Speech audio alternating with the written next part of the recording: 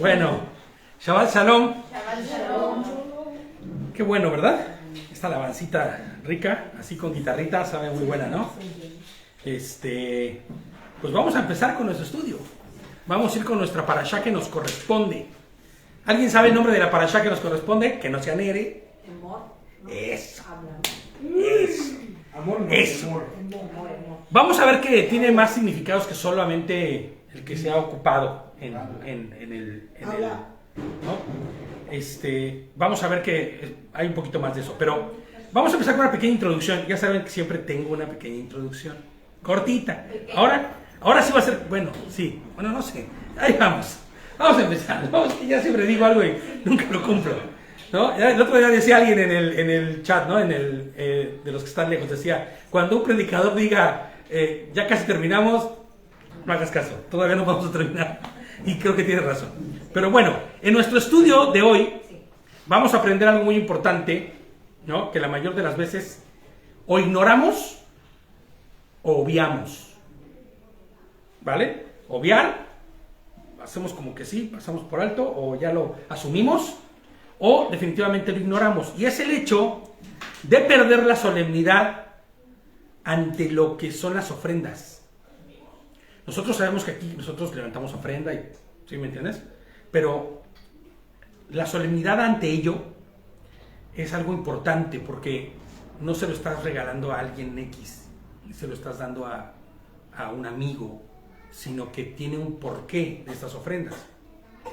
Y les pongo, y es el hecho de perder la solemnidad, ¿no? Justo ahora que estamos en la cuenta del Omer y hemos llegado a la primera semana, preparando el estudio, caía yo en cuenta de lo importante que era el tema de las ofrendas. ¿Y por qué relaciono el Omer con lo de las ofrendas? Y vas a ver por qué. Y no es que quiera hacer la clásica predicación, les ponía yo aquí, ¿no? En mis notas, de que mueve los corazones de la iglesia para que entonces ya lo hilas con la cuenta del Omer y hay que dar. No. Jamás vas a encontrar una predicación de esas aquí. Lo que sí es importante y lo que tenemos que entender es que hay algo que debemos asumir nosotros como solemnidad ante las ofrendas, ante esa acción de traer delante de Dios algo. Porque cuando nosotros ofrendamos, sea lo que sea que ofrendemos, a quien sea que lo hagamos, escúchame esto, porque nosotros podemos, ¿sabes qué? Sabemos que alguien tiene un problema, no sé, alguien está pasando un mal momento y se ofrenda a esa persona, ¿no? Yo como Víctor ofrendo, Sonita decide hacer una ofrenda a su hijo porque ve que está padeciendo, ¿no? Pero lo hace no como quien le regala algo, sino Señor, pongo delante de ti esta ofrenda, es la ofrenda que yo tengo que dar, pero la voy a dar al necesitado conforme a lo que dice tu voluntad, ¿no? Entonces, esta ofrenda no es solamente para tu hijo, para el hermano, sino que ya pasa a un nivel diferente, ¿me entiendes? Ya empieza a tener una solemnidad distinta, ya no puedes considerarla como simplemente una acción X que estás haciendo. Tiene que hacerse y tomarse en cuenta como algo que le pertenece ya a Dios. Por eso jamás tú puedes esperar recibir nada a cambio con respecto a una ofrenda. Aunque vamos a ver que más adelante en el estudio vas a ver que la dinámica va siendo distinta y aunque no es para recibir nada, Dios sí proveía. Y lo vemos eso en la cuenta del Omer, ¿no? Fíjate, el principio del Omer Reshit es apartar. Reshit como lo primero, ¿no? De la siembra, lo que hacían es que el primero tú ibas, revisabas y lo mejor que hubiera, la primicia exactamente, la cortabas, ¿no? Para empezar un Omer, ¿saben qué es un Omer? O solamente escuchan Omer y dices, ah, chido el Omer, qué buena onda el Omer. Qué padre el Omer. Bueno, pues el Omer es una medida que se ocupaba en su tiempo, ¿ok? Como hoy kilogramo, como hoy las onzas, y lo puedes encontrar también por ahí como gavilla, inclusive en algunas Biblias, ¿no? Pero equivaldría esto a 1 kilo 300 gramos aproximadamente, ¿no? Y esto era que lo que se hacía era que cortaban lo mejor, ¿no? Y eso tú lo apartabas, lo limpiabas, lo tostabas, y lo apartabas para llevarlo a la presencia del Señor, ¿no? Eso era el Omer. Y la cuenta del Omer era al día en que tú ibas a presentar eso. O sea, de cuando tú cortabas esto y lo preparabas, tú tenías que contar los 49 días, o los 50 días, pero en realidad son 49, porque el día 50 es cuando lo entregabas, este Omer. ¿Ok? Entonces... Pero tenía un propósito de entregarle, ¿no? Claro, es a lo que voy, es a lo que yo voy ahorita. Cuando tú entregabas, o sea, no entregabas lo peor de lo que tú tenías, sino lo mejor de la calidad, lo primero y lo mejor. Exacto. Porque de la forma que tú llevases el grano, en la calidad que lo llevaras, así sería la cosecha para todo el año. O sea, tú no te quedabas con lo mejor, sino que y entregabas lo peor, sino que recogías lo mejor y se lo entregabas a quién. Dabas lo mejor a Hashem y Hashem proveía de una cosecha no solo abundante, sino de la mejor calidad. Pero ¿qué pasaba? Sí, esa es la expresión exacta. Uf, así. Porque imagina tú que alguien listillo, bueno, no tan listillo, ¿no? Que se cree listillo, pero que en realidad no de listo no tiene nada, dice, no, este año, ¿por qué tengo que estarle llevando a Hashem lo mejor? Yo con... Sí, ándale, uno de esos, ¿no? ¿Yo por qué voy a andar llevando? ¿Yo por qué voy a obedecer? ¿Yo por qué? No, yo me voy a hacer unos bolillitos sabrositos por unas tortas con que me estoy llevando yo de mi primer reshit, ¿no? Y yo voy a quedarme con esto, no voy a entregarle nada a Dios, yo le voy a llevar uno... También corté, pero no de tan buena calidad. Pues de esa forma iba a ser toda la cosecha de esa persona. ¿Ok? Entonces, les pongo yo aquí, porque de la forma que yo llevase el grano en calidad, así sería mi cosecha para todo el año. Dabas lo mejor a Hashem y Hashem proveía de una cosecha no solo abundante, sino de mejor calidad. Y es por eso que les digo, Shalom. Es lo que les digo, no es la cuestión de yo doy para recibir, pero Hashem no se queda con nada, lo hemos dicho muchas veces. Y el Señor proveía, así como tú dabas el primer fruto de tu cosecha, así daba, ¿no? De hecho, estaba escuchando a Eric en alguno de los videos que ha dado, creo que fue el último el que dio, que decía que alguien le ha preguntado que si era necesario ahora en Shavuot, pues llevar el primer sueldo completito, ¿no? A la iglesia. Me da risa, perdóname, pero imagínate, ¿no? Hay iglesias que te dicen eso. No. Ahora en los primeros frutos, ahora en Shavuot, vas a tener que traer el fruto de tu esfuerzo. O sea, en verdad, o sea, yo digo, ¿en serio? O sea, ¿es en serio que esto es un fraude? O sea, te están queriendo robar, la verdad, ¿no? ¿Qué te digo? Te están viendo la cara, te están robando, y te están robando con todo. Entonces, no va por ahí. No va por ahí, vas a ver por qué, y, bueno, de qué manera voy a intentar explicar esto, ¿no? Espera, una cosa. Y no solamente el Señor bendecía y prosperaba ese año, sino que ese grano claro. no era gastado, sino era guardado, y ese año el reshit de ese primer fruto estaba listo para la siembra del próximo año. Entonces tú tenías que dar lo mejor, porque no solamente el Señor te iba a prosperar en ese año, sino que el próximo año de la semilla garantizabas que como había sido de la mejor calidad lo que habías presentado ahí, ibas a tener la misma. Es semilla, correcto, ¿no? Entonces, les pongo yo aquí, y este principio creo que es lo mismo cuando nosotros ofrendamos, y con esto no estoy diciendo que traigamos más o menos, esto no es de cantidad. Si es de mucha cantidad, qué bueno, que puedas traer una ofrenda buena o que puedas traer una ofrenda, no hay ofrenda buena ni ofrenda mala, ni ofrenda grande ni pequeña. ¿Se acuerdan? Las dos blancas que daba la señora, ¿no? Esta viejita que estaba ahí, que el Señor la ve y le dice a sus discípulos, ella dio más de lo que dieron todos. Porque dio lo único que tenía ella. Ahí lo dio. Y con la excepción de Caín y Abel. ¿A qué te refieres con Caín? Que la ofrenda mala, o sea que... Sí. Bueno, lo que pasa es que no es que fuera mala la ofrenda de Caín. No es que fuera mala. En realidad era muy buena, era fruto de la mejor calidad, lo mejor lo había cortado. Pero eso no fue lo que ordenó el Señor. Y nosotros no podemos presentarnos delante de Dios a nuestros términos, haciendo las cosas como nosotros queramos. Estaba fuera de los términos de Dios, no era la ofrenda que tenía que haber presentado, y por esa razón el Señor la rechaza y no se la da, ¿no? Shalom, Jenicita, ya te había visto. Entonces, ¿qué sucede? Que no es que demos mucho o demos poco, sino en la forma, la manera, el corazón, como exactamente en que lo demos, ¿no? no dando lo que nos sobra,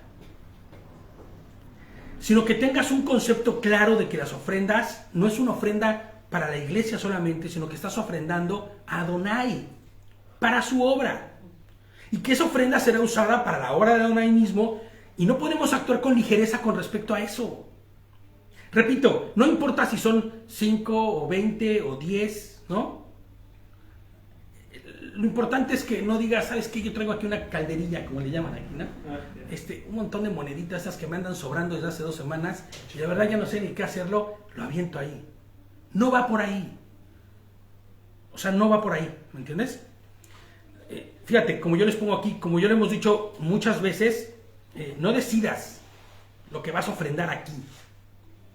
Sea 1 euro, un quetzal, lo que sea peso, ¿no? No importa lo que sea lo que vayas a ofrendar, $1, ¿no? Pero que sea con una decisión previa, que tenga la diligencia, porque a veces no nos damos cuenta que vamos pasando por alto esa diligencia que debe tener y esa solemnidad que debe tener la situación de una ofrenda, ¿no? Tú no estás ofrendando como para así nada más, sino que estás ofrendando para la obra de Dios. Entonces no importa cuánto des, no importa que traigas 3 céntimos, esto es lo que puedo.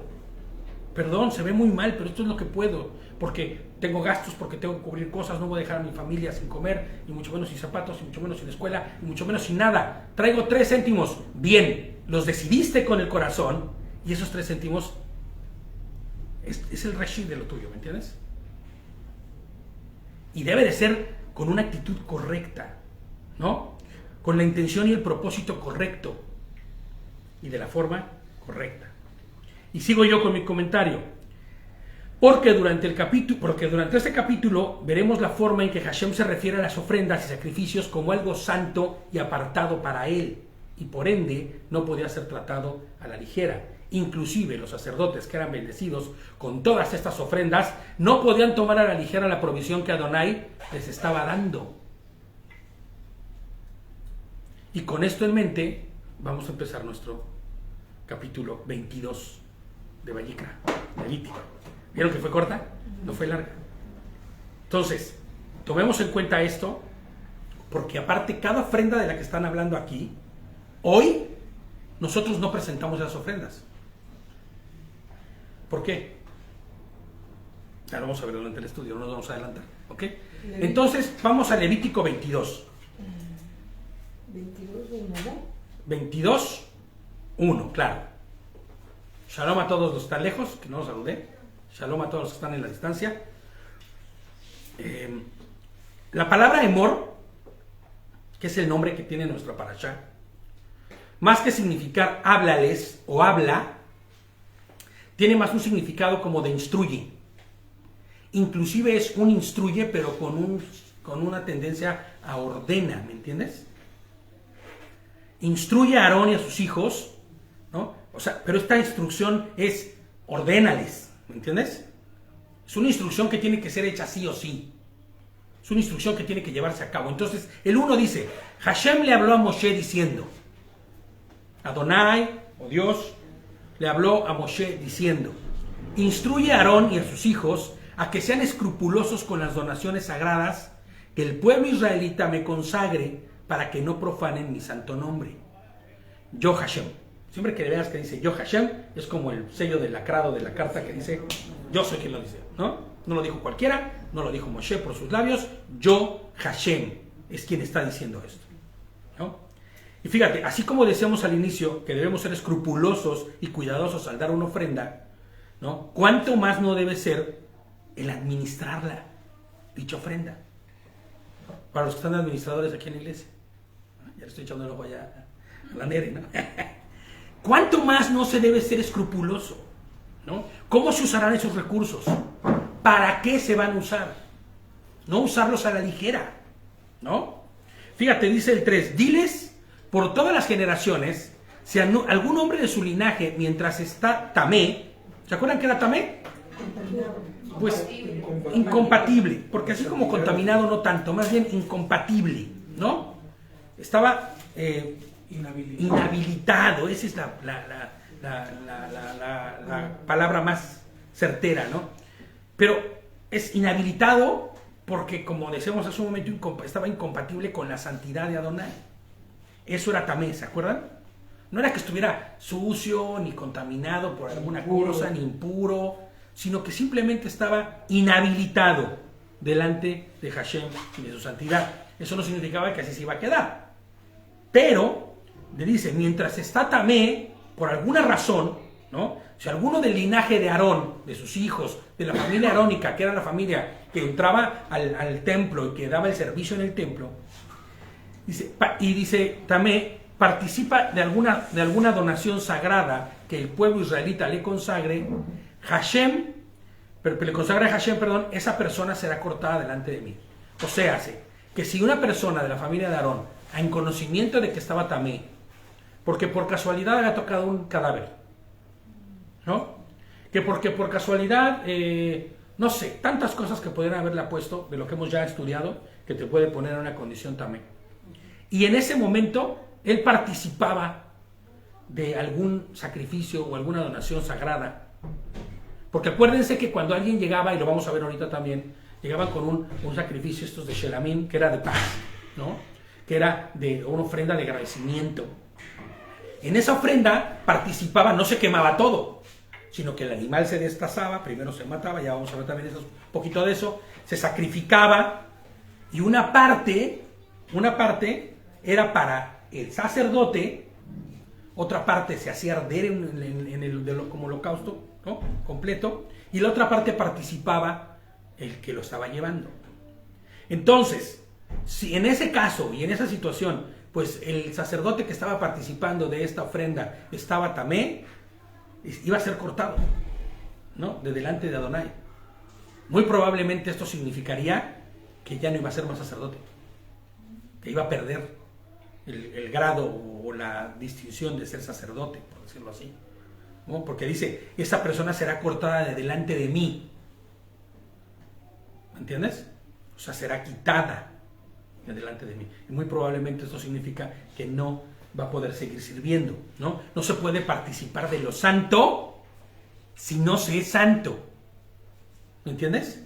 O sea, una cosa, te voy a decir algo, una cosa es tener luchas, estar teniendo un combate brutal dentro de ti, una guerra en contra del pecado, y estás en combate, ¿me entiendes? Todo el tiempo, estás peleando la buena batalla ahí. Bíblicamente. Claro, bíblicamente, no estás ni declarando, ni levantando oraciones, esas panchitas, nada. Estás peleando bíblicamente, ¿no? Buscando obedecer la Torá, guardándola, sí, orando, claro, pero pidiendo a Dios que te capacite, que te dé cada vez más sabiduría, ¿no? Entrando en juicio, como siempre hemos dicho. Pero otra cosa es que tú estés ya deliberadamente participando de lo que no es santo y quieras ser y participar de lo santo. O sea, eso no puede ser. Porque entonces hay juicio, y un juicio terrible. Muy probablemente termines estando destituido de la presencia de Dios. ¿Me entiendes? Entonces, este es el mismo principio que observamos cuando hablamos de la salvación. ¿Se acuerdan que hablábamos el otro día? La pregunta de que siempre se hace, ¿eres salvo? ¿No? Y les pongo yo aquí, bueno, sí, pero no puedo dejar de pecar. No es posible, no es posible. No hay tal en la vida de una persona. Y les pongo yo aquí, y debes rectificarla lo antes posible, porque no puedes mezclar lo santo con lo profano, lo distinguido por Hashem, por Dios, con lo que está tamé, con lo que es incompatible con la santidad de Dios. No puedes, no se puede, ¿no? Les pongo yo aquí, sé que no es el caso de nadie en esta congregación, y espero que así sea, ¿no? Pero hay quien intenta lavar sus culpas a través de ¿qué? De dar ofrendas. Y eso sucede. ¿Cuántas veces no lo vi? ¿No? Uf. En la medida, fíjate, les pongo yo, en la medida que peor se portan, son más grandes sus ofrendas, ¿no? Pero vaya error brutal, te voy a decir por qué. Es peor, ¿no? Mejor es no dar. Dios no puede ser comprado. Ya, literal, ¿no? Se acarrea mucho más condenación haciendo esto, porque en la medida que tú pecaste Y en la medida que traes tu ofrendota para querer disculpar tu pecado, en esa medida, en esa misma medida de grande que sea, es la condenación que estás acarreando para tu vida. Entonces esa dinámica no sirve, ¿no? No podemos relacionarnos con Adonai si vivimos vidas que lo deshonran, esperando recibir su favor. No podemos. No, la ecuación no va por ahí. No puede ser. Y si intentamos en algún momento hacerlo así, va a acarrear más condenación que el favor, ¿no?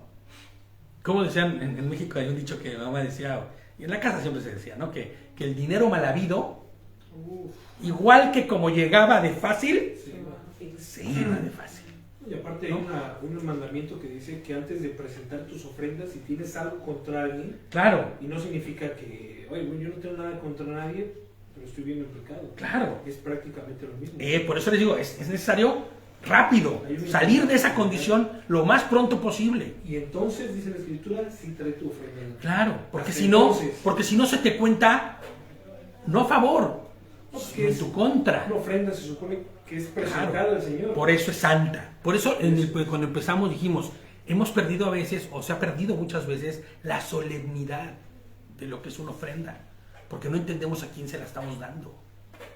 Y muchas veces de manera sencilla y deliberada agarramos y decimos, bueno, lo que traigo aquí, ahí va. Mejor no des ese día. Si traes algo que tienes que tú arreglar en tu corazón y que estás viviendo, no des ese día, ¿sabes? No des ese día. Fíjate, les pone el 4. Ningún hombre del linaje de Aarón que tenga una erupción o un flujo comerá de las donaciones sagradas hasta que esté puro. Si alguien toca algo que ha quedado tamé por un cadáver, o si un hombre tiene una emisión seminal, o si alguien toca a un reptil mediante el cual quede tamé, porque se acuerdan que hay animales que te volvían tamé con solo tocarlos, ¿no? O algún ser humano mediante el cual quede tamé, que igual una persona que también estaba en un estado de incompatibilidad con Dios y tú te relacionabas con ella o con él, ¿no? Eso mismo pasaba, que te quedabas también tú tamé. Cualquiera que sea incompatible con Hashem, la persona que lo toque quedará tamé hasta la tarde, incompatible, y no comerá de las ofrendas sagradas a menos que haya lavado su cuerpo en agua, ¿no? Y les pongo yo aquí, fíjate, es interesante cómo Adonai pone sumo cuidado a participar de dichas ofrendas. Que en qué condiciones, no puede participar de ellas como sacerdote.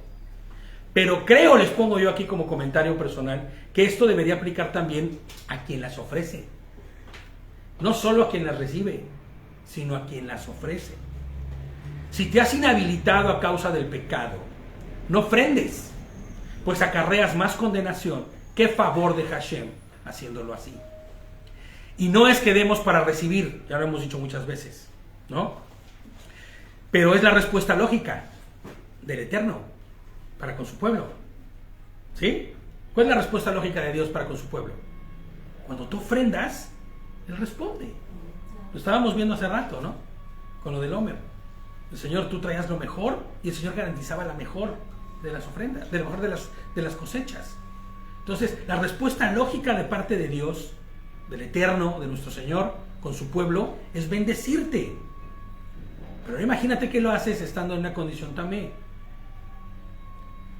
Les pongo yo aquí, porque ¿cuál es el principio de ofrendar en un contexto de desarraigar tu confianza de los bienes para ponerlos en el Creador? ¿Cuál es el contexto de ello? ¿No? El contexto de esto, y por lo que lo hacemos, es saber que todo lo que tenemos, todo lo que hoy podemos saber como nuestro, no lo ha dado Él,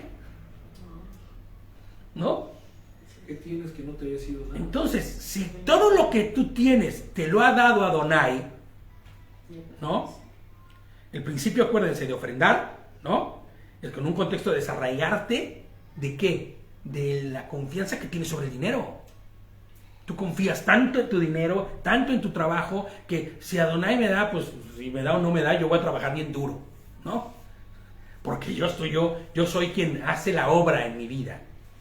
Perdón, cuidado, porque entonces estás teniendo una confianza excesiva en ti mismo, estás desarraigándote tú mismo de delante de Dios, ¿no? Y no estás cumpliendo con el propósito. Y el propósito, ya como hemos dicho antes, ¿no? Saber que todo lo que tenemos, el Señor nos lo ha dado. Y por ende, nosotros nos desarraigamos de ello. Le pertenece. Inclusive aunque no lo haya dado, le pertenece a Él. Cuando le dio la orden para construir los objetos del Mishkan, ¿qué le dijo? Si ustedes quieren, no. Pídeles que den esto. Ahora, ¿se acuerdan lo que decíamos la semana pasada? Que les dije, para todo el que ya se puso, ya, tú eres de parte de Dios, tú eres del Señor, sí, todos dicen sí, pues ya no eres tuyo, ya eres del Señor. Entonces, así como tú, todos tus bienes y todo lo que tienes es del Señor. Y tienes que desarraigarte del hecho de decidir, de decir, yo soy lo que soy por lo que tengo, por los bienes, por todo el trabajo, ese esfuerzo que he tenido yo. Yo tengo porque he trabajado y porque a mí nadie me ha dado nada, ni el Señor mismo. Perdón, ¿de qué me hablas? La salud del trabajo. Porque el simple hecho de que tú puedas abrir tus ojos cada mañana es voluntad de Adonai, ¿no? La dádiva divina. Exacto. Y les pongo, Él es vasto para dar conforme a sus riquezas en gloria, ¿no? Fíjate, vamos a leer ese versículo. Dice Filipenses 4:19. Hoy no vamos a leer tanto fuera de lo que es nuestro texto base, pero sí, Filipenses 4:19. Recuerdo mi sobrina cuando era pequeñita decía Filipinos. Hoy es toda una señorita, ya tiene más de 20 y tantos años, pero decía Filipinos en aquellos días. Filipenses 4:19. Así que mi Elohim suplirá toda necesidad de ustedes, dice. ¿Conforme a qué? Conforme a sus riquezas en gloria, ¿no? ¿En dónde? ¿En quién? En Yehoshua Hamashiach. Entonces, ¿en quién conviene poner nuestra confianza? ¿Conviene ponerle en lo material? ¿En lo que un día tienes y otro día no? Si lo guardas debajo del colchón y se meten a tu casa o se quema tu casa, perdiste todo. Si lo tienes en el banco, viene una inflación de esas brutales. Pregunta si lo enseñó a los argentinos, que perdieron todo lo que había en sus cuentas y jamás les devolvieron un centavo. La inflación se fue. Y todo lo perdiste y te quedaste como en un principio. Fíjate lo que les pongo aquí. Cuando te desarraigas de los bienes como tu más preciado tesoro y ese lugar lo ocupa tu creador, mira lo que sucede. Vamos a leer Isaías 58, 10-11. ¿Qué? Isaías 58, 10-11. 5:8, 58. Isaías 58. 10-11. 10. De 10 al 11, ¿no? Sí, 10 y 11. Si te dedicas a ayudar a los Fuerte, hambrientos, fuerte. Si te dedicas a ayudar a los hambrientos y a saciar las necesidades del válido, entonces brillará la luz en las tinieblas y como el mediodía será tu noche. El Señor te guiará siempre, te saciará en tierras resecas y fortalecerá tus huesos. Serás como jardín bien regado, como manantial cuyas aguas no se agotan. Exacto. Ahora, fíjate, tú podrás decir, bueno, ¿y este versículo qué? Si te dedicas a ayudar al hambriento y a saciar las necesidades del desvalido. Para que tú puedas hacer eso, tienes que haberte previamente, ¿qué? Desarraigado del dinero. Haberte quitado ya el hecho de decir la avaricia y no, este dinero me lo dio el Señor y no se lo voy a dar a nadie. ¿Qué te parece si de lugar de eso empiezas a compartir lo que tienes, empiezas a proveer al que no tiene y empiezas a ocupar los recursos que el Señor te está dando para los más desvalidos y los más pobres? Fíjate cuando sucede eso y haces eso, lo que dice aquí, ¿no? Dice que ¿qué? Que las noches serán como ¿qué? Como días. Y tú sabes, ¿no? En tu vida hablar de oscuridad y de noche es hablar de momentos duros, difíciles, de momentos que no son sencillos, de salud, puede ser de enfermedad, puede ser de económicamente hablando, pueden ser de muchas cosas, pérdidas inclusive.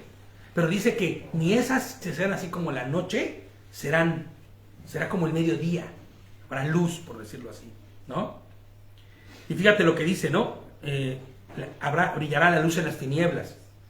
El Señor te guiará siempre. Yo le pido al Señor todos los días, guíame en todo momento. O sea, yo creo que no debe haber otra petición más clara para con el Señor que esa, ¿no? Guíame. Pero fíjate, te saciará en tierras resecas, o sea que no habrá escasez, y fortalecerá tus huesos, o sea que habrá salud, ¿no? Y serás como el jardín bien regado. ¿Cómo se ve un jardín bien regado? Verde, con sus florecitas, con fruto, ¿no? Como manantial cuyas aguas no se agotan. Yo no sé si tú lo sepas, pero cuando hay un poblado, lo más preciado es el manantial, porque es el que trae el agua, es el que trae vida. Ahora, acuérdense, ¿quién es el manantial? Que trae las aguas vivas, ¿no? Exactamente, Yehoshua, nuestro Señor. Él es el agua viva. El que tome esta agua no tendrá sed nunca más, dice, ¿no? Nunca más tendrá sed. Y dice que aparte que serás como un manantial cuyas aguas no se agotan. O sea, ¿te das cuenta de lo bueno que es poner tu confianza en el Señor y decir, nada es mío? Todo es de Él. Todo es de Él, ¿no? Les pongo, cuando te desarraigas de los bienes para proveer a otros, Hashem se goza y te bendice abundantemente. El 7 dice, tan pronto se ponga el sol, quedará puro el que estaba tamé, ¿se acuerdan? Y el que se había lavado con agua o se había bañado. Y después podrá comer de las donaciones sagradas, pues son su alimento. Luego dice, no podrá comer nada que haya muerto o que haya sido destrozado por las bestias, haciéndose tamé. Por ello, yo soy Hashem. Ahora, cuando un animal, que es comida, porque hay animales que no son comida, entendámoslo, ¿no? Si encuentras una ardilla, pues no es comida. Eso no es comida, no está hablando de ese tema. Si te encuentras un mapache, un cerdito por ahí, muerto, descuartizado por otro animal, pero dice está re bueno, se le ve bien, pues no es comida. Pero inclusive, uno que sí sea comida, si lo encuentras en esta misma condición y no cumple con las legislaciones de Dios, ¿no?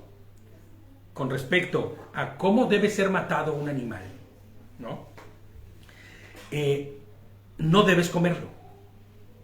¿En qué consiste estas legislaciones? Dios ordenaba que debía ser muerto el animal de una forma específica. ¿Cómo debía ser? ¿Se han pensado alguna vez por qué la comida o la carne es kosher? O los propios musulmanes le llaman halal, ¿no? A su carne o a la carne o a la comida. No tiene que ver con ritos y rezos, aunque los hagan.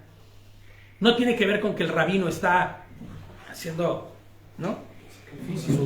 Con el talir y con todo su rollo y ahí, ¿no? Orando por la comida y ya, como ya hice los 455 balances que tengo que hacer, ya está santa la comida. No va por ahí, no iba por ahí. El animal se debía matar de una forma específica, ¿no? Fíjate, les pongo yo aquí, tenía que morir conforme lo ordenado por Adonai. ¿Cuál era la forma en que tenía que morir conforme lo ordenado por Hashem?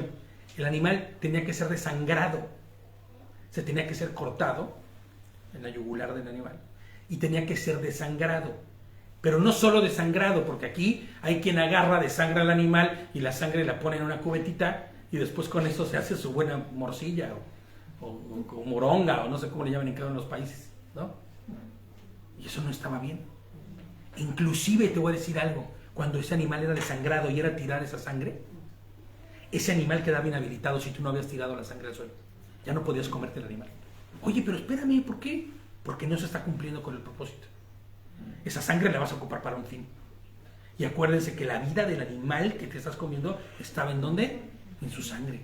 Y si la sangre quedaba inhabilitada, el animal quedaba inhabilitado igual. Entonces esa sangre tenía que hacerse ¿qué? Tirarse al suelo. Tirarse al suelo. Con eso garantizando que ninguno se lo iba a comer, ¿no?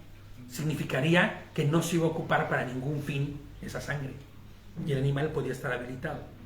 Hay estudios, les pongo yo aquí, muy serios, ¿eh?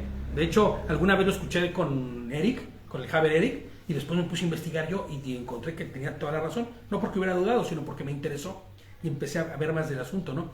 Y es que fíjate, hay estudios muy serios con respecto a que cuando tú cortas de forma adecuada la yugular del animal, o sea, el cuello del animal, en cuestión como el Señor lo estaba ordenando, cortabas primero que nada, fíjate, se cortaba, no recuerdo exactamente qué era, pero se cortaba, no sé si era una terminal nerviosa, que el animal ya no sentía nada. Punto número 1. Y después cuando cortabas lo que era la yugular y empezaba a desangrarse el animal no sufre, ¿sabes? Te voy a decir por qué. Y bueno, es que el ejemplo es muy burdo y no lo quería tocar, pero cuando una persona se corta las venas y muere porque se cortó las venas, ¿qué le llaman? La muerte, qué dulce, o no sé qué le llaman. Porque la persona no siente nada, siente solo el cortecito que se hizo aquí, o el cortecito que se hizo aquí, pero la gente empieza a darle sueño. Cuando empieza a haber una pérdida de sangre, empiezas a perder la sangre, tienes sueño. Por eso cuando hay un accidente muy fuerte y has perdido mucha sangre, te dicen, no te duermas, mantente despierto. Bueno, pues lo mismo cuando el animal cortabas tú correctamente, y lo hacías de manera correcta, no llegabas, lo macheteabas al pobre animal, sino que lo cortabas correctamente, empezaba a desangrarse y el animal empezaba a ¿qué? El animal se quedaba dormido. Porque tú no podías tocar el animal para descuartizarlo hasta que no había salido toda y cada una de las gotas de sangre del animal. Entonces tiraban en tierra, en piso la sangre, ¿no? Que no va a servir de nada. Yo siempre pienso y digo, ay Dios mío, qué batidillos debió haber sido todo eso, de verdad. Pero los lugares que para hacerlo tenían que estarlos limpiando y todo. Pero tiraban la sangre, no se usaba para nada y el animal era muerto de una forma que no era indolora. Y por eso te das cuenta que no es como ahora, ¿no? Que el animal le ponen, o que le llegan y le ponen un pistoletazo en la cabeza, por ejemplo, y el animal sufre una descarga eléctrica de 400 voltios en el momento, no alcanza a morir al momento, porque tú ves como el animal todavía sigue haciendo movimientos en su cuerpo, porque todavía está vivo. Pero de esta forma no. Ni tampoco es válido eso que hacían de levantar los animales y pincharles con un pinchazo hasta el cerebro. Era como mataban a los puercos, no lo sabes, pero durante muchísimos años era como se mataban, o se les daban mazazos, ¿no? Y el animal sufría de una manera, porque aparte, ojo, te voy a decir algo, cuando el animal sufre durante la muerte, su carne se contamina, porque empieza a segregar un montón de sustancias, ¿no? Entre ellas adrenalina, que se derrama tanta adrenalina que la carne se pone imposible. Tú te das cuenta que la carne cuando está así dura, chiclosa, este animal sufrió, ¿no? Sufrió porque así se pone. Entonces, ¿qué significa esto? Que cuando el animal moría de esa forma, se va su último sueñito. Y el animal no había derramado ni ninguna sustancia, ni se había alterado, ni se había puesto loco, sino que exactamente, así como se debía cortar en la forma en la que el Señor había instruido, era como debía suceder. Ahora imagínate, como lo que estamos leyendo, te encuentras al animal todo desgarrado por ahí, que un tigre, un león, no sé quién haya sido, que lo medio mató y no se lo alcanzó a comer y lo dejó ahí. Toda la sangre del animal está dentro. No se alcanzó a desangrar. ¿Entiendes? Esa carne no se debe comer. Está incomible, vaya, para que me entiendas. ¿No? Aparte de la condición en la que quién sabe cómo esté el bicho ahí. Por ejemplo, para nosotros que estamos aquí y que dando gracias a Dios tenemos comida, pero para esos pueblos exactamente como es en África, que no pueden, o sea, ellos encuentran eso y se comen porque es lo único que tienen para comer. Pues mira, ya es una cosa distinta, ¿no? Sí, porque te voy a decir algo, ya cuando tenemos que prevalecer la vida, y la vida prevalece sobre las cosas, ahí es diferente, ¿no? Igual, como muchas personas a veces me han preguntado, ¿no? ¿Y qué? Me preguntaba el otro día un amigo ahí en mi escuela, ¿no? Porque sabe que yo no como cerdo, no como nada. Y tenemos otros amigos que también no comen porque son musulmanes ahí también. Y entonces me puso el ejemplo. ¿Y qué? Y si no tienes nada que comer y es lo único que tienes que comer, ponte en el ejemplo de que no tienes nada y te estás muriendo de hambre y tienes un cerdito. Pues me lo voy a comer, brother. Sí. Es que, o sea, pues si no, me voy de morirme, Porque si ya es Te vas extremo. a Pues sí, claro, porque hay que prevalecer la vida. Tampoco es una locura. O sea, que el Señor dice, muere adorándome. Pues no. El Claro, Señor... pero esa tampoco hay que agarrarse. Ahora, porque esa es una no, de- espérame. Para llegar a ese punto significa que viajaste en un cohete a la luna con un marrano y no hay nada más, ¿me entiendes? Porque hay vegetales, Pues hay claro, o sea, fruta, infinidad. Te van en la isla que te llenes de plantas. claro, con planta de Que te llenes de hierbita, que claro. Que otro día me fui a comprar aquí de los marroquíes Ajá. y de curiosa le preguntó, ¿y esos pollos cómo lo matan? Me dijo, cortándolo. Ujú. Y los de Eroski, los que venden en los supermercados, es a corriente. Yo me quedé, Bueno, puede ser a corriente o no. y no me sé todo, la mayoría son, ese, o al eléctrico, bueno, como tú dijiste. Exactamente, con un choque eléctrico. Y yo me quedé, Pero te voy a decir algo, que no en todos los casos. Eso debería que investigarlo bien. Sí, Con el caso de cómo es que muere cada animal. Lo que lo clac, corta. Sí, y desangran. Porque hay que desangrar el animal. Porque el animal si se queda con toda Se sangre... le hace rojo la Sí, carne, y queda no, morada. no sirve la sangre. Miles y miles de pollo. Tú no puedes estar cortando. No, pero ojo, yo... El Bueno, a ver, cuello- no nos vamos a meter mucho en el rollo de cómo se muere cada animal, pero yo tuve una amiga que trabajaba en Pilgrim's Pride en México y me explicaba que todo es mecánico, pero mecánicamente hablando se hace un corte, ¿me entiendes? Y se desangra al animal y después pasa por otra cosa que no les voy a decir porque es horrible y se van a traumar y no van a comer nunca más pollo. Pero ya todo el animal queda despedazado en un segundo. Todas las piezas quedan cortaditas en un solo minuto. Después de que pasan de que crank les corta, pasa el tiempo que te está desangrando el animal y después pasa ¡prac! Previamente a eso ya le hicieron su masajito al pollito para que no se destrozara. De veras, la luz tenue para que no haya mucha presión y no haya estrés, porque la carne se pone mal cuando el animal se da cuenta que se va a morir. ¿Entiendes? Entonces, es un rollo, pero bueno, no vamos a meternos en eso porque si no vamos a acabar mañana, ¿no? ser vegano. Deberá cumplir mis órdenes, dice el 9. Ahora, la otra es convertirse en vegano, pero para mí es muy complicado eso. Yo no voy a ser vegano. Ah, la vegana. Sí, es muy rica la comida vegana. Mira, durante muchos años nosotros en casa acostumbrábamos comer comida vegetariana, ¿no? Y que íbamos a comer unas milanesas así bien ricas de soya. Deliciosa la comida que comíamos en los vegetarianos. Es más, íbamos como decir, vamos a ir al chino, vamos a ir a comer tal, vamos a ir al vegetariano. Y ahí vamos todos, bien emocionados a comer al vegetariano, ¿no? Las sopitas frías y no sé qué tanto rollo. Muy rico todo, y mamá, ahorita que lo está viendo debe de recordarlo claramente. Pero yo la verdad es que sí te puedo comer así un rato, pero después... Filetito, hombre, ¿cómo que no? No, yo no puedo sin filetito, ¿no? No, sí, la verdad no. Entonces, la verdad. Y si es un chuletón, pues bueno, mejor, ¿no? Entonces, sí, claro. Entonces, debe cumplir mis órdenes para que no incurran en culpa por ello y mueran por eso, por haber cometido profanación. Yo, Hashem, lo consagro, dice, ¿no? De lo que estábamos hablando, ¿se acuerdan? De no comer a un animal que esté por ahí. Y les pongo yo, pongamos atención en estas cosas. No profanemos el templo de Hashem mezclando lo santo con lo profano. ¿Se acuerdan que decíamos que el término de profanar, que era como el equivalente de hacer agujeros, perforaciones? ¿Me entiendes? Cuando tú profanas estás perforando y eso estás destruyendo o lastimando el cuerpo de Dios, ¿me entiendes? Entonces, tengamos cuidado de no caer en ese tipo de profanaciones. Que lo mismo es comer cerdo, que lo mismo es comer mariscos. Cuando haces ese tipo de cosas, pues estás profanando de alguna forma, ¿no? Ningún laico, ¿entienden lo que es laico? Ningún laico, o sea, significa que no es sacerdote, que no tiene un ministerio, que no tiene un servicio, ¿me entiendes? Porque ya el que está sirviendo para Dios dejó de ser laico, ¿no? En las iglesias decían, ¿es laico o está ordenado?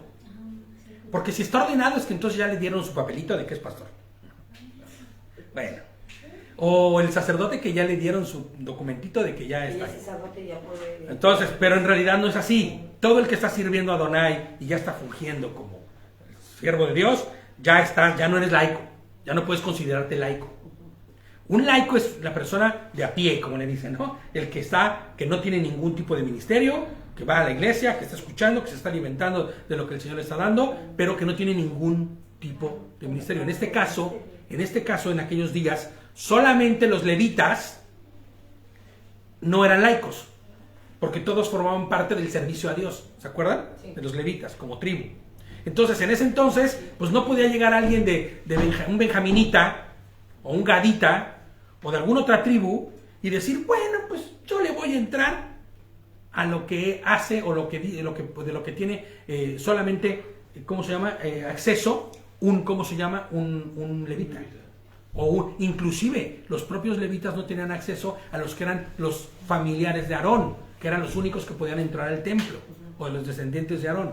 Entonces, fíjate lo que dice, ningún laico comerá de los sacrificios o de las donaciones sagradas, dice mi versión, pero en realidad sería de los sacrificios. ¿Se acuerdan que una parte le queda a él, la otra no? Bueno, pues ningún laico lo puede hacer. Por más rico que se vea el chuletón. Hubo una ocasión en el que aconteció eso. ¿Que comieran? Así es. Y a ver, recuérdame. ¿No te acuerdas? ¿Con quién? Cuando David.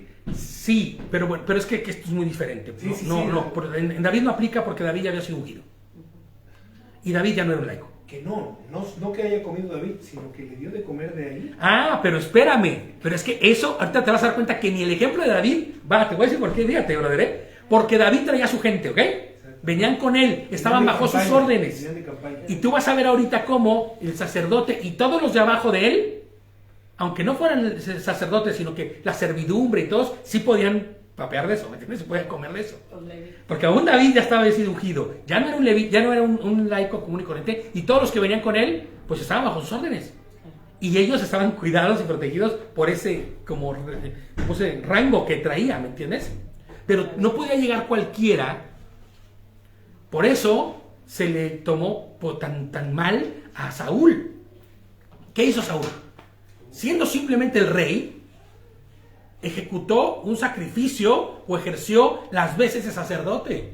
¿Y qué le dijo Samuel? Locamente has hecho, hijo. Actuaste con locura porque tú no tenías por qué haber hecho algo que solamente está diseñado para los sacerdotes. Y él por querer ser rey. Y tú, como laico, estabas fuera, ¿me entiendes? Está ungido, ¿eh? Bueno, pero no ungido, está ungido como rey, no como sacerdote, ¿no? Y en el caso de David, sí fue ungido como rey, como medio sacerdote, porque hacía las veces de, ¿no? Él entraba realmente. Claro. Entonces, fíjate, dice, ningún criado o jornalero de un sacerdote comerá de las donaciones sagradas. Fíjate, pero una persona que sea siervo del sacerdote, ningún laico, ni siervo de ese laico, podrá comer de las donaciones sagradas. Pero una persona que sea siervo del sacerdote, en algunas versiones vas a encontrar que dice esclavo, Cierto. o comprado. En otra versión que yo vi que decía, si fue comprado por el sacerdote, pero nosotros debemos entender algo. En el pueblo israelita, el tener a alguien a tu servicio no era tu esclavo. Ellos acababan de salir de la esclavitud de Egipto. Ellos sabían lo que era un esclavo del mundo. Era un siervo que tú habías pagado como hoy se pagó. Por eso decimos que somos esclavos modernos, ¿no? Claro. Porque si yo voy a trabajar en una empresa y me están pagando, yo mi servicio se lo estoy dando a esa empresa. Pero aparte estaban cumpliendo una misma. Porque la persona que no tenía bienes, territorios, ganados y esto, necesitaba proveer para él y para su familia. Entonces Adonai le dijo, permitirás que un israelita, ¿no? O extranjero trabaje para ti como tu siervo y luego en el día de jubileo le librarás. Claro, bueno, sí, pero me refiero a que no importaba si fueras tú levita o no levita para tener un siervo. No era un esclavo tuyo. No se manejaba esclavitud como tal. Era alguien que estaba en servicio tuyo. Y los contratos eran de cada 7 años. Y a los 7 años se acababa el contrato y si esa persona quería quedarse contigo, se quedaba. Pero tú tenías la obligación de que si esa persona decía, ya no voy a servirte más, tú tenías que dejarlo ir. ¿Ves que no era una esclavitud como tal? Exacto, pero no bajo el contexto. Tú no tenías el chicote para darle la espalda al tipo. Estaba prohibido. En el contexto como un empleado tuyo.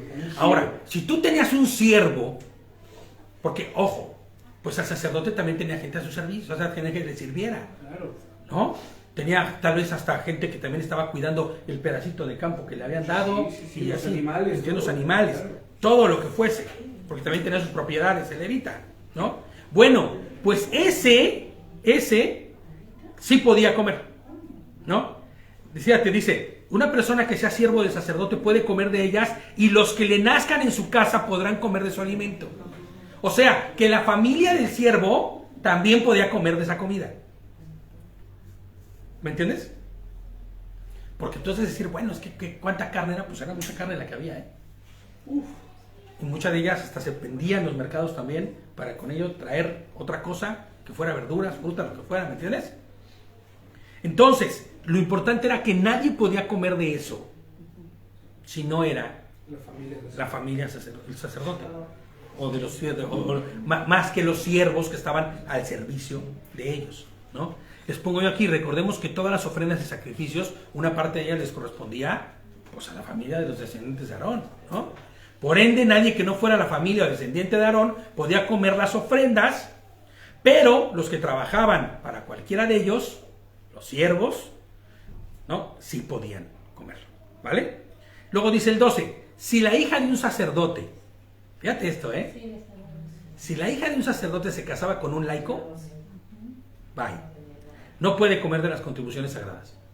Perdió ya su rango, no rango, sino su oportunidad, ¿no? O el beneficio de ser parte de la familia sacerdotal, porque ya, acuérdate, cuando una mujer se casaba con un hombre, y eso hasta el día de hoy, pues deja de formar parte ya de su núcleo familiar para formar otra familia. Ya no está bajo la cabeza del padre, sino está bajo la cabeza del marido, ¿no? O sea, ya son una unidad, y al ser uno, pues ya son otra cosa, ya no forman parte del asunto de la familia, ¿me entiendes? Pero si la hija del sacerdote es viuda, o sea, se le murió el marido, o divorciada, porque le salió malo y se fue por ahí, y ella que se divorció, sí, pues, ¿no? Y sin linaje, y otra vez está en la casa de su padre, como en su juventud, puede nuevamente comer del alimento de su padre. ¿Por qué? Porque se trata esto de autoridades. ¿Bajo qué autoridad está? Y bajo qué está, ¿no? Por eso les decía hace rato con la de David. Cuando David llegó, él tenía la autoridad para poder comer de eso y los que vinieran con él, ¿no? Exactamente. No se había cometido ninguna falta. Y les pongo yo aquí, fíjate, ¿no? Fíjate lo delicado e importante que es esto de consagrar a Hashem determinadas cosas, ¿no? No podemos tomar, les pongo yo aquí, a la ligera o con ligereza dicho asunto. No podemos. Lo que es consagrado para el Señor tiene que ser tomado con determinada atención y con mucha diligencia, tanto para administrar las ofrendas, ¿no?, a Hashem, como el darlas a la ligera sin discernir, que era lo que hablamos hace rato, ¿no? Porque estas personas, de lo que se está hablando, esto es de la administración de lo que Dios le está dando. La administración es solamente pueden comer los que son miembros de la familia. Si ya no está con la familia, ya no puede comerlo un laico, ¿me entiendes? Entonces eso no se refería a que, por ejemplo, la hija se casara con uno de Judá o de Benjamín, sino que se casaba con un levita, pero que no era sacerdote. Claro, que no estaba sirviendo. Porque no se podían casar entre tribus. Claro. Se tenían que casar entre la misma tribu. Exactamente. O sea, para dejar eso en claro, ¿no? Sí, claro. Pero no todos los levitas estaban en el servicio. Todos, solamente los de linaje. Exactamente. Así es. Entonces, el 14 dice, pero si un hombre come una donación sagrada, y aquí no me gusta mucho esta traducción, la verdad, porque dice donación sagrada, es un sacrificio, ¿no? Es un corbán que se hizo ahí y por lo cual una ofrenda sagrada, sin darse cuenta, deberá pagarle al sacerdote por la donación sagrada, sí, añadiendo un quinto de su valor. Pero fíjate, no se dio cuenta, Accidental fue. Accidentalmente, ¿no? Agarró y vio ahí el bocadillo sabrosísimo y dijo, me lo como, ¿no? Y resulta que el bocadillo era de carne, pero de carne de la ofrenda, y era de un levita, y él se lo encontró y dijo, bueno, pues pedazo de cirlón. Hombre, este chirlonazo sí me lo voy a comer yo, y se lo come, y luego le dicen, ¿qué hiciste, brother? ¿Estás loco? Ese chuletón era mío. No, pero no solo eso, yo estoy sirviendo en el Mishkan, o sea, yo soy descendiente de Aarón, tú no, hijo, tú no puedes comer eso.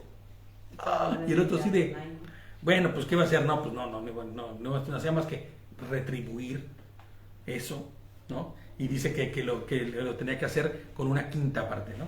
Uf. Exactamente, un quinto de su valor. pero no había una pena ni nada por el estilo, ¿no? Sí. No deberán los sacerdotes profanar las ofrendas sagradas que los israelitas presentan a Hashem. O sea, no podían regalarlo a los que no podían hacerlo, no podían profanarlo, no podían hacer algo malo, O ¿entiendes? lo comían o lo desechaban. Exactamente, lo quemaban. Quemaban. Porque al permitir que las coman, al permitir que las coman, harán recaer sobre sí mismo un pecado que requiere un sacrificio por culpa. O sea, si esta persona no hacía lo correcto, en ese momento se convertía ya, pues en... También. Tamé, y tenía que hacer un sacrificio por él mismo. Y dice, yo soy Hashem, que lo santifico. ¿Se acuerdan qué significaba, o qué habíamos dicho que significaba? Santo, distinguido. Yo soy quien los distingue. Yo soy quien los está apartando para mi servicio, ¿no? Como podemos darnos cuenta, les pongo yo aquí, la carne o la harina o el aceite que correspondían a los sacerdotes no podía ser usado por nadie que no fuera de la familia de Aarón. Fíjate, mi versión dice, los sacerdotes deben tratar con mucho respeto las ofrendas sagradas que los israelitas traigan al Señor y no permitir que los israelitas, o sea, Sí, comunes. comunes, De los laicos. exactamente, los laicos, por así decirlo, carguen con la culpa al comer de las ofrendas sagradas, por lo cual tendrían que presentar un sacrificio de restitución. Claro, Pues yo soy Adonai quien los hace sagrados. exactamente. Mira, esa versión está muy buena, ¿eh? Me gustó esa versión, PDT. ¿no? Fíjate. Entonces, fíjate, dice, como podemos darnos cuenta, pues nada de lo que era ahí podía usarlo alguien que no fuera, o sea, la harina, el aceite, todo lo que se estaba dando era para uso de la familia arónica, ¿no? De los descendientes de Aarón. Pues estos compartían el holocausto Exacto. con Adonai. Ese sacrificio ya había sido distinguido por Hashem, apartado para él. O sea, no podía hacerlo cualquiera. Nadie más que no fuera, o quien estaba ungido por Adonai para poder hacerlo, podía participar de ello. ¿Me entiendes? Acarreabas condenación. El 17 dice, el Señor le ordenó a Moisés que le dijera a Aarón y a sus hijos y a todos los israelitas, si alguno de ustedes sea israelita o extranjero, residente en Israel, presente un holocausto a Hashem, de donde seas, no importa que eras de los egipcios que salieron de allá y que vinieron con todos, tú estás en la misma. La misma ley opera para el extranjero Claro que para el que es residente. El que por sangre tiene es de las... Nacional. Para el nacional. Ándale, aquí estamos muy acostumbrados a eso, ¿no? Para el nacional como para el extranjero, la misma ley, ¿no? Si es israelita o extranjero residente en Israel, presentará un holocausto a Hashem para cumplir un voto o como ofrenda voluntaria. Para que le sea aceptada, deberá presentar un macho sin defecto de entre el ganado vacuno, ovino o cabrío, ¿no? Cualquiera de estas tres cosas. Inclusive sabemos que podían presentarse aves para los que no tenían recursos. Inclusive hasta una minjá, que era una porción de harina, ¿no? Pero todos tenían que hacerlo por igual. No presentéis ningún animal que tenga algún defecto, porque no lo aceptará el Señor, ¿no? Si alguien, para cumplir un voto especial o como una ofrenda voluntaria, le presenta a Hashem ganado vacuno o ovino como sacrificio de comunión para que el animal les sea aceptado, no deberá tener ningún defecto. Ahorita vamos a explicar, ya hemos explicado esto, pero lo vamos a volver a hablar. No deberá presentarle a Adonai como ofrenda por fuego animales ciegos, cojos, mutilados, llagados, sarnosos ni tiñosos. No ofrecerás en el altar ningún animal así. ¿Tú por qué crees que fuera eso? Hay dos cosas, La que vamos a hablar cuando terminemos de leer este ciclo esta porción de versículos, y hay también otra que es muy interesante. ¿Cuál era la riqueza en aquellos días? ¿Cómo se presentaba la riqueza en aquellos días? Pues el que tenía animales era rico, ¿no? Claro. Ahora, hablamos hace rato del concepto de desarraigarse de los bienes materiales. De quitarse la cosa de decir, esto es mío, solo mío y nadie lo va a tener, o le doy un valor por encima de lo que es Dios en mi vida. Entonces, ¿qué pasaba cuando tú llevabas una ofrenda de agradecimiento a Dios? ¿no? Que si llevabas al chivo todas, estabas dando lo peor que tenías. Claro, ¿qué estás trayéndole? ¿Qué caramba le estás trayendo al Señor? Si estás trayendo el de la oreja acá, No, es que incluso comercialmente no valían lo mismo. O sea, pesaban lo mismo, pero... No, claro, por eso te digo, por eso hablando de riqueza, ¿cuál era la riqueza de aquellos días? Pues el ganado que tenías. Y llevabas el peorcito del ganado, era como una, hasta blasfemia, ¿no? Sí, blasfemia a causa... Sí, del- ¿no? claro. ¿No? ¿De qué? Esa te iba a entrar como... Ah, sí, espera, no, pero esa es la segunda, no, Claro, Que sí. saliera luego todos así, ¿no? Ándale, que fuera así, ¿no? No, pero en este caso estábamos hablando en la primera opción del desarraigarte, de que tú, ¿cómo se llama? Hasta como decía Nere, ¿no? Igual y tú ofrendabas el mejor y pues el Señor te daba lo mejor, ¿no? A que si fueras al peor y ya todos salieran todos ahí, culecos, ¿no? Entonces, la realidad es, no ofrecerán en el altar a ningún animal así. Podrán presentar como ofrenda voluntaria una res o una oveja deforme o enana, escucha lo que dice, pero tal ofrenda no será aceptada en cumplimiento de un voto. En el caso de que tú quieras hacer un voto, no puedes hacerlo.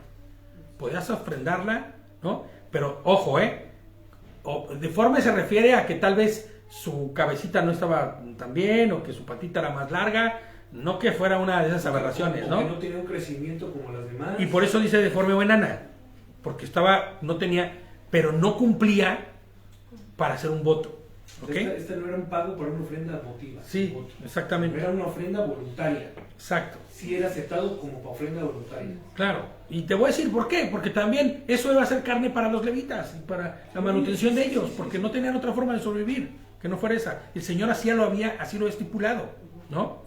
No ofrecerás al Señor ningún animal con los testículos lastimados, mayugados, cortados o arrancados. No haréis esto en vuestra tierra, dice. No recibiréis de manos de un extranjero animal así, para ofrecerlos como alimento de vuestro Dios. No se los aceptaré, porque son deformes y tienen defectos. Esta versión dice, porque no se podrá así contar a favor de ustedes. Exacto. Mira, está bien, me voy a empezar a meter en esa versión, ¿eh? Está buena, ¿eh? No se podrá, ¿cómo? Contar a favor de ustedes. No se podrá contar a favor de Pues ustedes. no, pues se cuenta peor, ¿me entiendes? Es como cuando decíamos hace rato de las ofrendas, ¿no? O tú llegas con la ofrenda y das lo peor que tienes o lo que te sobró, las moneditas que ya te estorban, pues lejos de contarte para bien, te cuenta para peor, ¿no? Ahora, ya hemos dicho en anteriores ocasiones, a donde iba David, en que cuando vamos y presentamos nosotros alguna ofrenda delante de Hashem, a quien presentamos en sacrificio perfecto, al Corbán perfecto y sin tacha que murió en la cruz, Sin defecto es alguno. a Yehoshua, ¿ok? Presentamos a Yehoshua HaMashiach, nuestro Mesías, nuestro Señor, porque Él es quien fue inmolado, cumpliendo así todos y cada uno de los sacrificios que se debían presentar para ser justificados delante de Hashem. Estos animales que se estaban sacrificando en aquellos días eran la sombra y figura de lo que iba a hacer Hashem en la cruz, siendo inmolado y sacrificado como esos sacrificios. Por eso no podían tener marca, ni mutilados, ni mayugadura, ninguna, nada, porque ese animalito que estaba muriendo era sombra y figura de quien iba a morir perfecto en la cruz. Después que lo vino después. O sea, ¿Entiendes? este animal aparentemente perfecto iba a cumplir un sacrificio imperfecto Claro, porque era temporal, porque era temporal. pero ojo, representaba Exactamente. al sacrificio perfecto. Es correcto. Pero o sea, no así representaba el perfecto sacrificio. Claro. Por eso era tomado en cuenta. Eso, y representaba en la visión futura, Eso. proféticamente hablando, de quien sí iba a ser perfecto. Entonces no podía tener defecto alguno ese animalito. Exactamente. ¿Ok? Fíjate lo que dice Hebreos 13, el verso 15 y 16. Y lo hemos leído bastante estos días, ¿eh? Me encanta este versículo. Así que ofrezcamos continuamente a Hashem, por medio de Yehoshua HaMashiach, un sacrificio de alabanza, es decir, el fruto de nuestros labios que confiesan el nombre de quién? El nombre de Mashiach, de Yehoshua, que confiesan su nombre. ¿no? Eso sería el equivalente a hacer un sacrificio el día de hoy. Pero me gusta más la parte del verso 16 que todo el mundo olvida. No os olvidéis de hacer el bien y de compartir con otros lo que tengan, porque esos son los sacrificios que agradan a Dios. Y ¿no? también el 17. Ya no lo metimos aquí. Punto con pegado, pero va bien. Bueno. Hágale caso a sus líderes y respete. Sí, bueno, ya es que ya no iba con esto, ya dedicaremos algún día de eso, ¿no? Sí. El Señor le dijo a Moshe, ¿no? Sí, ya quiere ir largo. El Señor le dijo a Moshe en el 26, dice, cuando nazca un ternero o un cordero o un cabrito, se quedará con su madre durante 7 días. Del 8º día en adelante será aceptable al Señor como ofrenda por fuego. Y el 28 dice, no degollaréis al mismo día a la vaca o a una oveja con su cría. ¿Tú por qué crees que sea eso? Está interesante, ¿no? Chambelón tiene la respuesta, ¿no? Pero, fíjate, según los comentaristas y sabios del pueblo judío, esto obedece a que Hashem cuida y resguarda no solo la dignidad de cada criatura de su creación, escucha esto, sino que cuida al hombre de no cometer actos de crueldad e insensibilidad. Vas a ver por qué. Y aquel, en el caso del que el recién nacido no se ha separado de su madre, pues ella le buscará en sus primeros días. Y después del 8º día la madre dejará a la criatura que sea ella, quien le busque a ella. Y en ese momento hay como un desapego de su hijo, ¿no? Para lactar. Pero antes de eso es incapaz de valerse por sí misma la criaturita. Hasta que ya se puede valer por sí misma la criatura. Y ya la madre no tiene esa pesar, esa carga, es que tú puedes hacer el sacrificio. Porque si no sería como insensato, como insensible, como raro, ¿no? Como que estarías ya siendo medio salvaje en ese sentido, ¿no? Eso es lo natural, ¿no? Y en los catológicos también. Pues en lo natural y en lo espiritual y en todos los casos, ¿no? Exactamente. Fíjate, ¿no? Dice, y aquel en el caso del recién nacido, y luego Adonai dignifica su creación, les pongo yo aquí, no permitiendo actos de crueldad e insensibilidad. Lo mismo sucede con sacrificar a la madre y al becerro el mismo día. ¿Te das cuenta? Adonai aborrece todo acto aberrante. ¿Y cómo se llamaría esto? A todo lo que va contra natura. No es bueno y va contra natura el sacrificar a la madre y al hijo el mismo día. Está educándolos, ¿entiendes? Está enseñándoles a que no haya crueldad, a que haya sensibilidad. Oye, este es el becerrito y vamos a matar a la mamá también el mismo día. Uf, vamos a acabar con la estirpe en ese mismo día, ¿no? No debe ser. El 29, ya casi terminamos. Cuando sacrifiques una ofrenda de acción de gracias a Adonai, háganlo de tal modo que sea acepta. Deberá comerse ese mismo día sin dejar nada para el siguiente. Yo soy Hashem, ¿no? Les pongo yo aquí, recordemos que en esta ofrenda de agradecimiento y paz participaban, como decíamos ya antes, el sacerdote, y también comían de ofrenda. No solo se ponía el sacrificio, sino que también la persona que había llevado lo comía. Bueno, pues no podía dejar nada para el día siguiente. Les pongo yo aquí, dejar para otro día tal ofrenda sería como desvirtuar la importancia de ese acto. Sería como decir, bueno, esto es carne, como la que compré en el mercado, igual esta no es la misma carne. Esta carne tiene forma parte de un sacrificio, forma parte de una relación íntima con Dios. Tú no puedes dejar a la ligera y decir, esto no lo hago, ¿no? Sino que tenía que ser comido ese mismo día, ¿no? Porque también el sacrificio de Yehoshua. Claro, porque acuérdate que todo es sombra de lo que sucedió en la cruz. Exactamente. ¿No? La muerte de Yehoshua fue solo una. Exactamente. Y en ese mismo día. Entonces, fíjate, les pongo yo aquí, recuerda que era literalmente sentarse a la mesa con Hashem cuando se realizaba ese dicho acto, ¿no? Hoy no hacemos ningún sacrificio, porque el sacrificio perfecto, ¿quién lo hizo? Cristo. Jesucristo lo hizo en la cruz. Nosotros no tenemos que hacer ningún sacrificio porque ya nuestro Señor lo hizo en la cruz. Y por eso leíamos el versículo que leíamos de Hebreos, ¿no? Los sacrificios que hoy hacemos son nuestra alabanza a Él, nuestro pronunciarle a Él como nuestro Dios, porque esos son los frutos de labios, ¿no? Sí, y levantando manos limpias. Claro, y cuando se refiere a manos limpias significa que no estoy en pecado, sino que Soy estoy... practicante de Así Torah, es. que estoy con justicia. Fíjate, y va a terminar en eso, ¿eh? Ah, bueno. Y dice, obedezcan mis mandamientos y pónganlos por obra. Yo soy Hashem.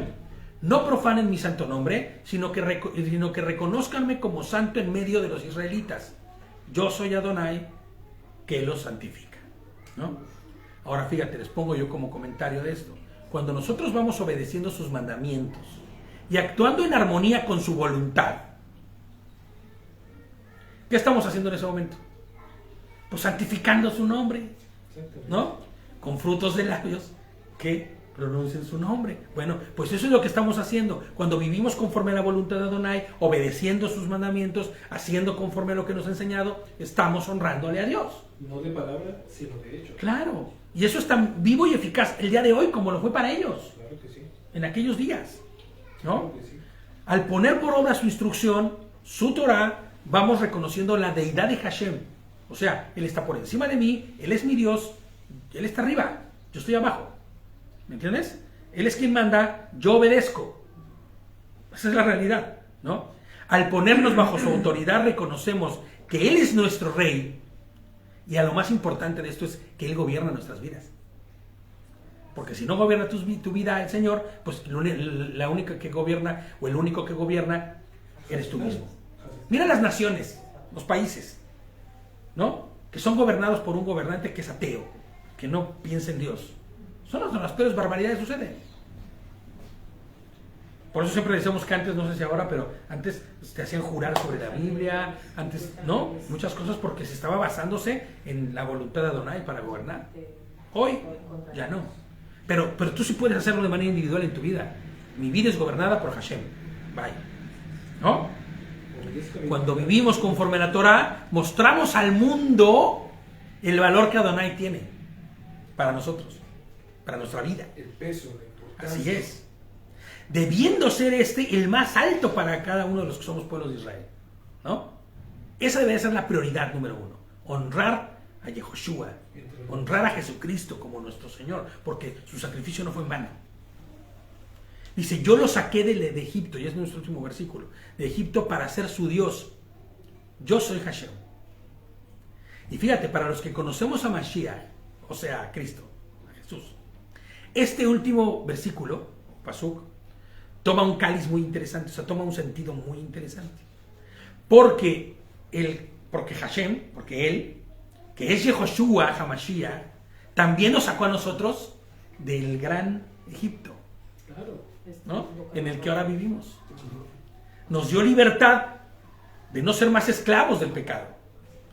No les pongo yo aquí, en no ser más esclavos del temor, en no ser más extranjeros, sino parte de su pueblo. No ser más incompatibles, de, no, Claro. de alcanzar misericordia. Claro, de ya no ser gentiles, gente sin pacto, sino formar parte del pueblo de Dios. Honremos a Hashem obedeciendo sus mandamientos, su ley, que cómo les cuesta trabajo a veces escuchar a la gente ley. Pues sí, es su ley. La ley, la constitución de un pueblo se rige por leyes, y en la constitución de Dios tiene una ley, y nosotros somos su pueblo y esta es su ley, ¿no? Que al final, fíjate lo que dice, ¿no? Por la palabra dice que es dulce como la miel, ¿no? Se podría decir también esclavos de él, porque al final es él. Claro, es su él, dueño, nuestro dueño, siervos de él. Él nos es dueño. compró y, Claro. y por precio alto, alto precio. Por precio alto. Ahora, muchas veces escuchar eso de esclavos de Dios, ay, a ver, ¿de qué estás hablando? No, sí, como Yo soy es. libre, yo quiero ser Sí, libre. yo vivo mi vida y yo mando en mi vida. Aún los fariseos decían, ¿de qué habla este? Si yo soy libre. Sí, padre, ¿no? nunca hemos sido esclavos de se Nunca hemos sido esclavos se atrevían a de decir nadie. nunca hemos sido esclavos. La abuela me dijo, Pero fíjate, en el hebreo, pero si hijo es lo mismo. fíjate, en el hebreo, en lo que le está diciendo ahorita Gladys es cierto, en la palabra hijo Sí, es la misma palabra que se usa para esclavo. claro. Como si- Por eso en el libro de Hebreos dice que nada difiere, en Colosenses, ¿no? O en Hebreos, no me acuerdo cuál es, en Hebreos, sí, dice que nada difiere El hijo el hijo del esclavo. el rey, perdón, cuando es niño del esclavo. ¿Me entiendes? En nada difiere, porque aunque sea rey, si es niño está bajo autoridad. Y el esclavo está bajo autoridad. Entonces, siempre que tú veas que el Señor decía el hijo y el padre, no estaba refiriéndose a un papá y a un hijo. Estaba refiriéndose a que él se quitó de la forma de ser el abá, el todo, para convertirse en esclavo, siervo. Y fue lo que vino a hacer. Se vino a ser siervo y esclavo para morir en la cruz. Entonces, nosotros sí es cierto, lo que dice Gladys. Seríamos siervos, esclavos, ¿no? Pero ¿qué crees? Que el Señor no trata al esclavo, tal y como el pueblo de Israel no trataba a los esclavos como esclavos, sino que los trata como ¿qué? Como hijos. Por eso es que podían comer. Esa es la chulada de esto, ¿me entiendes? De la mesa del... Claro, ¿no? Entonces, honremos a Hashem obedeciendo sus leyes, sus mandamientos, no cuestionando la obediencia a ellos, porque la verdad, la palabra es dulce como la miel, les ponía aquí, pero sobre todo una brújula. Es una brújula que nos guía. Sin brújula te pierdes y terminas dando vueltas, ¿no? Porque estamos buscando veces Como el perro que sigue su cola, ¿no? Ahí andas, como el perro que anda detrás de su cola, ¿has visto, no? Así andas sin Torah, porque no tienes brújula que te dice, que te lleva, que te guía. Efesios 2:19, 22 dice, y ya, terminamos. Por tanto, ustedes ya no son extranjeros ni advenedizos, sino conciudadanos de los santos y miembros de la familia de Hashem. Y están edificados sobre el fundamento de los apóstoles y profetas. Ojo, estamos los que somos creyentes edificados sobre el fundamento de los apóstoles y de los profetas. ¿Cuál era el fundamento de los apóstoles y los profetas? Cuando Pablo le dice a Timoteo, o Shaul, le dice a Timoteo, toda la escritura es buena para redarguir, para corregir, para instruir, ¿no? En justicia, para que seas un hombre completo y ante cualquier situación. ¿A qué escritura se estaba refiriendo Shaul? Cuando le pide los rollos. Pues a la Torá. No hay de otra, no había más. Entonces, los rollos, ¿no? Claro, está hablando de la Torá, claro, ¿no? Ustedes ya no son extranjeros ni advenedizos, sino conciudadanos de los santos y miembros de la familia de Hashem, y están edificados sobre el fundamento de los apóstoles y profetas, cuya principal piedra de ángulo, porque todos los profetas y los apóstoles hablaban de la misma cosa. Lo que pasa es que los profetas en el pasado hablaban en formas y figuras, pero todos hablaban de Mashiach. Y los apóstoles no hacían otra cosa más que traer las palabras de los profetas y del pasado a sus bocas, hablando de lo mismo, de Yehoshua, de Jesucristo, ¿no? Dice, está edificado en Yehoshua mismo, en Jesucristo. En Cristo, todo el edificio bien coordinado va creciendo para llegar a ser un templo santo en Hashem, en Dios. En Cristo, también ustedes son edificados en unión con Él, para que ahí habite, ¿quién? Hashem, en su espíritu, en el espíritu, ¿no? La santidad de Dios viene y se manifiesta en nosotros cuando tenemos a Cristo en nuestra vida. Amén. Entonces, vamos a acabar aquí, vamos a terminar por hoy aquí, y bueno, pues hagamos conforme a la voluntad de Adonai en nuestra vida. Pensemos en lo que hablamos de las ofrendas, no des por dar. Aunque sea un peso, bueno, sí un peso, ¿no? Para los que están en América o donde sea que estén, pero así sea un euro, lo que sea, no lo des por dar a la ligereza. que venga ya preparado. Sino prepara tu corazón para dar lo que estás dando, porque tiene un propósito santo. No es un propósito X. No se va a comprar un avión, como muchos han dicho. Ni se van a comprar casas ni coches. Tiene un propósito santo. Amén. Pues Shabbat Shalom a todos. Shabbat Shalom a los que están lejos. Les amamos y les mandamos un abrazo fuerte.